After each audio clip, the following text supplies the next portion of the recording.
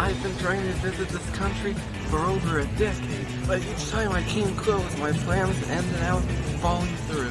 And each time I started replanning, I was already looking at a different region. Until finally I decided, why settle on just one when I can see them all? After over a decade, I can finally utter these words. Welcome to Italy! Bordered to the north by the majestic Alps and to the sides by the Tyrrhenian and Adriatic seas, the Italian peninsula juts out into the Mediterranean Sea like a sexy boot dangling off the European continent. A boot which is home to some of the world's most iconic landmarks and one of the most diverse geographies in Europe. Using Rome as a base point, I'll spend the next week exploring some of the country's most iconic sites. I'll first visit Pompeii in the Amalfi coast before returning to the region of Lazio to visit the picturesque hill town of Tivoli. I'll then catch the express train to the region of Veneto, where I'll visit Venice and the Lagoon Islands before ending my journey in the historic Tuscan city of Pisa. My Italian odyssey begins at the ancient ruins of Pompeii. Quando mamma te da fatta, quando mamma te da fatta, vuoi sapere come facette, vuoi sapere come facette. Ma basta sti carne bella, ma basta sti carne bella, tutte quelle che m'attetta, tutte quelle che m'attetta.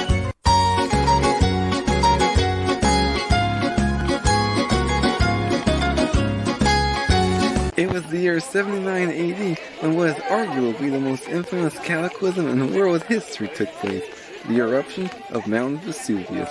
For nearly 18 hours, the volcano terrorized the residents of the surrounding cities, sending a cloud of ash and cinders 12 miles into the sky and a pyroclastic flow barreling down the mountainside at about 100 miles per hour, and burying the once thriving Roman city of Pompeii in 20 feet of scalding debris. Ironically, the disaster has provided archaeologists with a unique snapshot of Roman life seen nowhere else on Earth, as life in the city was literally frozen in its tracks.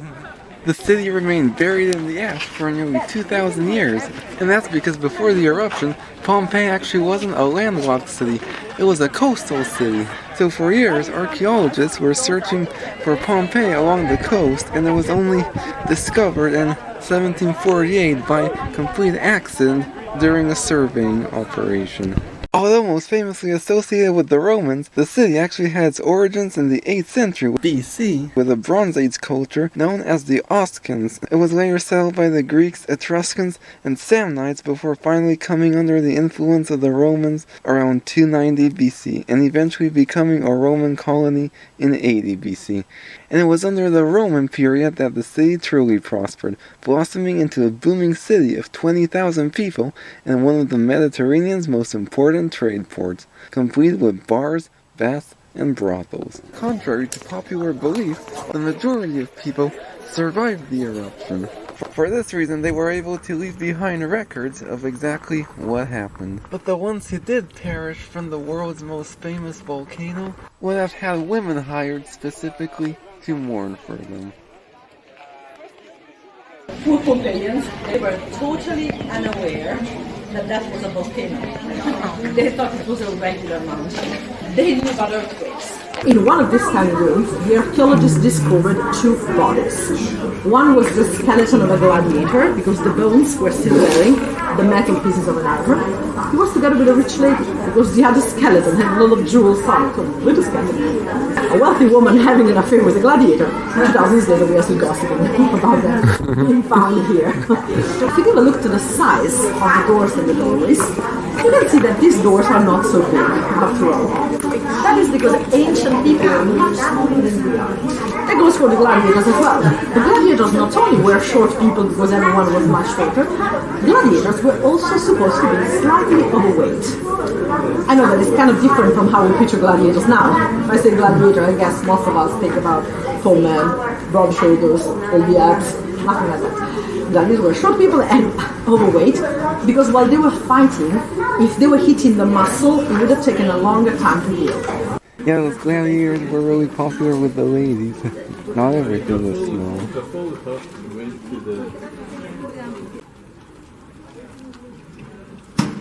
Greece, Asia Minor, so these are very expensive imported marbles. Now, because marble was so expensive for them, they would actually use stone that looked like marble. This is Pompeii's amphitheater. We're actually just 30 miles from the place where the famous rebel gladiator Spartacus trained. And if you decided to travel to Pompeii back then, you would have seen the road lined with 6,000 of his crucified followers.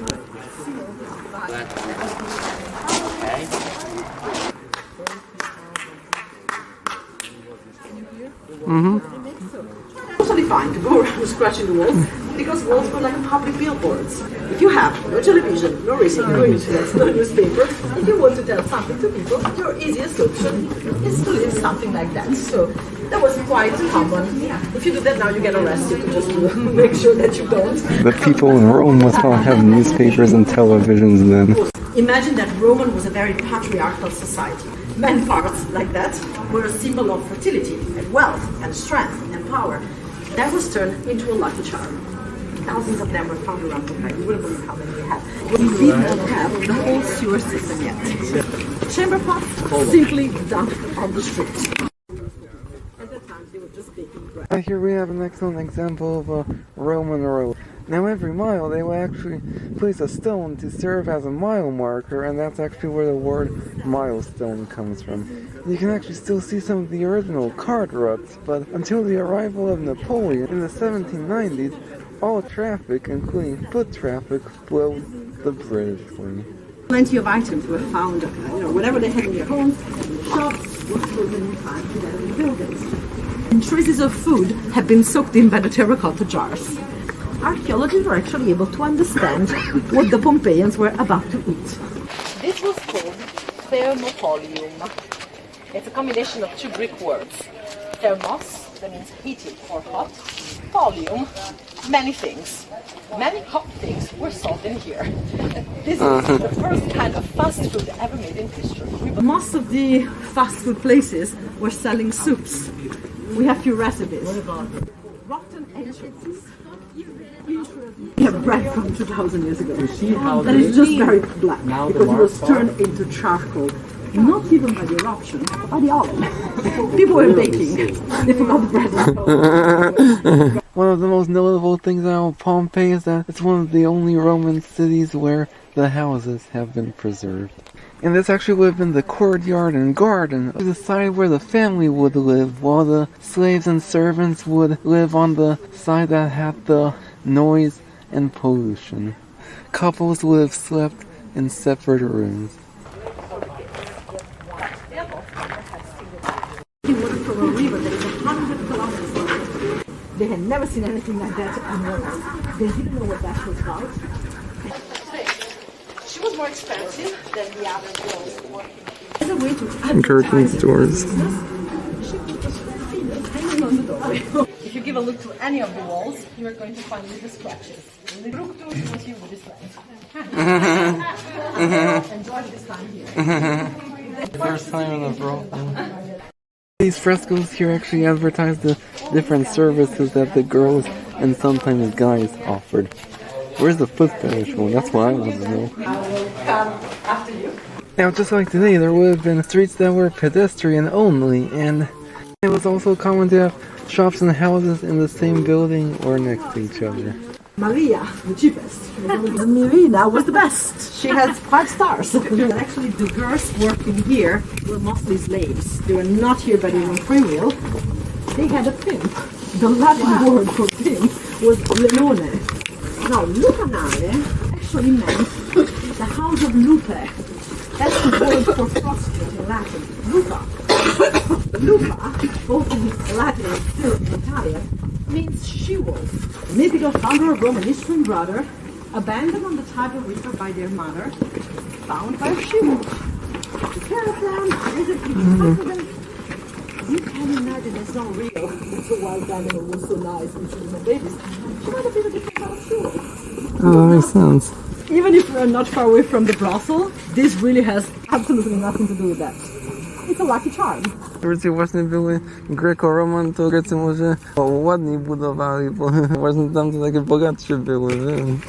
That would have been painted over, highlighted with some colors, because that is given the direction to go through Brussels.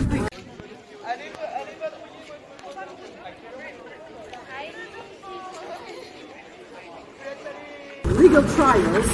The second floor had no stairs. They only used the wooden ladders, and they pull up the ladders so that nobody could reach them.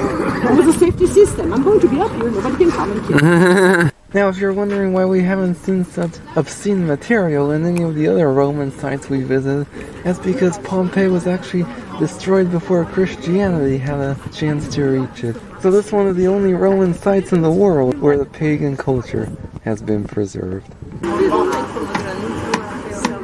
Yeah, in Turkey, yeah. Hello, hi.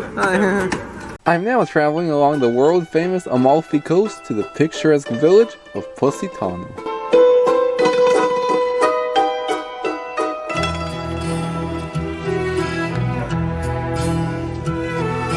C'era una volta una strada, un buon vento mi portò laggiù.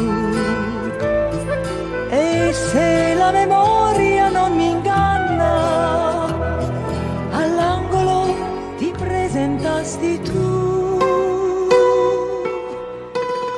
Quelli erano giorni, sì, erano giorni e tu al mondo no, non chiedere di più. Oh wow, so it's spectacular. We've arrived on the world-famous Amalfi coast, arguably the most beautiful stretch of coastline in the world. I'm trying hard to hold back my tears right now. And the region is renowned for its colorful hillside towns and villages where the rich and famous come to holiday.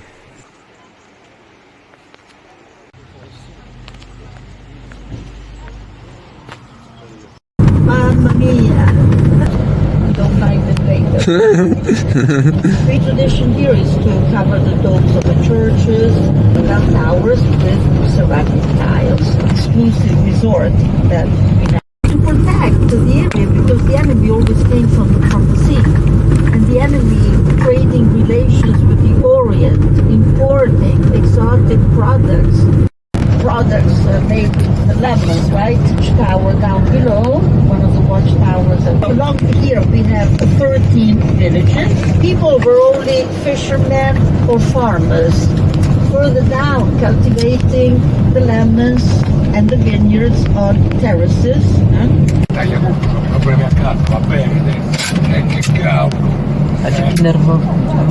allowed to build anymore. You cannot even widen this road. And of course, most of the houses have terraces instead of roofs on the sides. Noi ballavamo un po' e senza musica nel nostro cuore c'era molto più.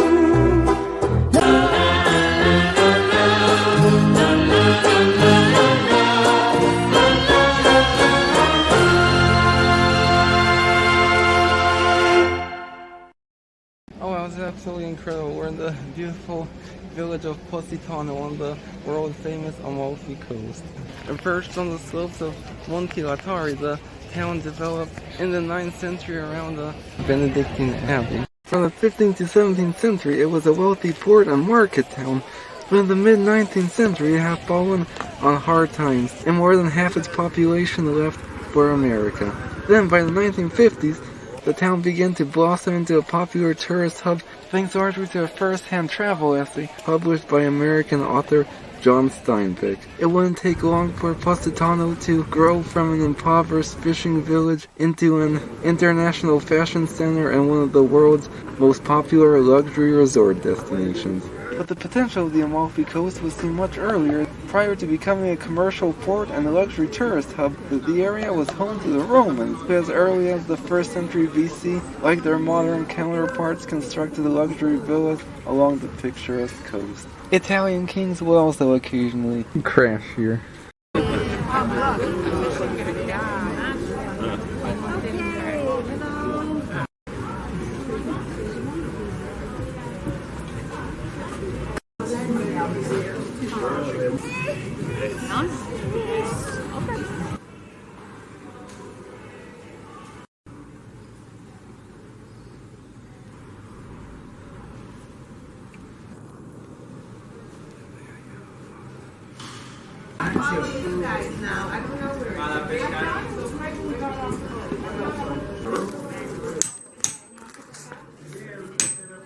Buongiorno. Can you help me? Do you know where this place is? Is down. Ah, down? You stay here. Take this way on the left. Ah, on the left and down the stairs? Yeah. Okay, grazie. Prego.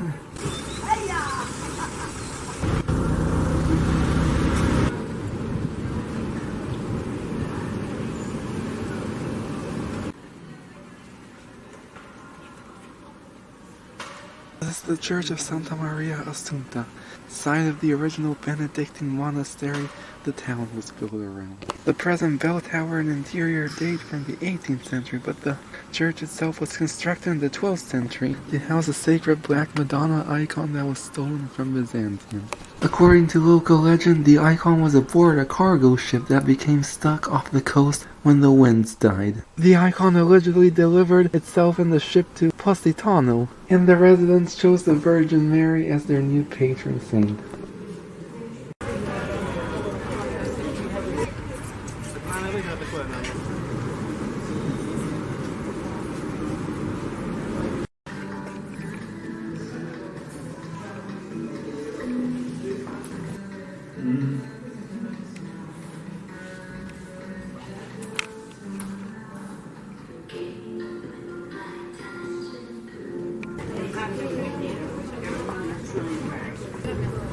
Yeah, una. Probably.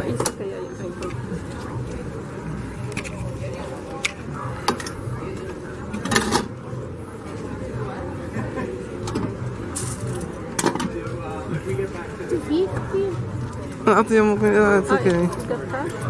That's okay. No, you sit down. No problem.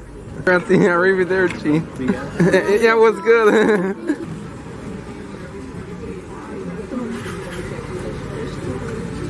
Yeah.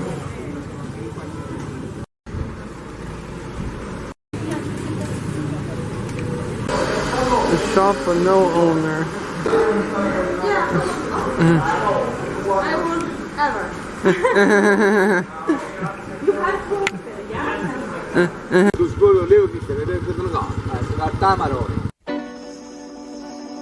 Scapricciati e la via, vattene a casa, ci non vuoi in galera, rindastu me.